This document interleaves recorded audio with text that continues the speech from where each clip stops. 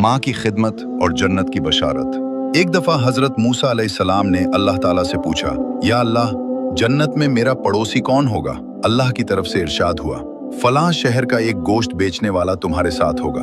हजरत मूसा अलैहिस्सलाम ये सुनकर बहुत हैरान हुए कि एक पैगंबर का साथी एक मामूली कसाई कैसे हो सकता है। आप इसी जुस्तजू में उस कसाई की तलाश में निकल पड़े।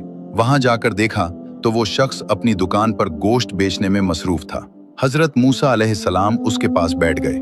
जब उसने अपना काम खत्म किया तो गोश्त का एक टुकड़ा कपड़े में लपेटा और घर की तरफ चल दिया। हजरत मूसा अलैहिस्सलाम भी उसके पीछे चल दिए। उसके बारे में मजीद जानने के लिए उसके घर बतौर मेहमान जाने की इजाजत मांगी, जो उसने खुशी से दे दी। घर पहुंचकर कस्साब ने सबसे पहले वो गोश्त पकाया, फिर रोटी पकाकर उसके छोटे छोटे टुकड़े शोरबे में नरम किए ताकि वो बिल्कुल मुलायम हो जाएं। फिर वो दूसरे कमरे में गया जहां एक बूढ़ी और कमजोर खातून बिस्तर पर लेटी हुई थी।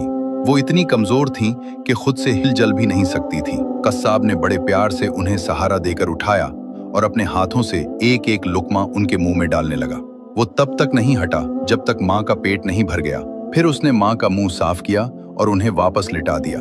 उस वक्त बूढ़ी माँ ने कस्साब के कान में कुछ कहा, जिसे सुनकर कस्साब मुस्कुरा दिया और कमरे से बाहर आ गया। हजरत मूसा अलैहिस्सलाम ये सब खामोशी से देख रहे थे। आपने पूछा, ए अल्लाह के बंदे, ये बूढ़ी औरत कौन है और उसने तुम्हारे कान में ऐसा क्या कहा जिस पर तुम मुस्कुरा दिए? कस्साब बोला, ये मेरी माँ है।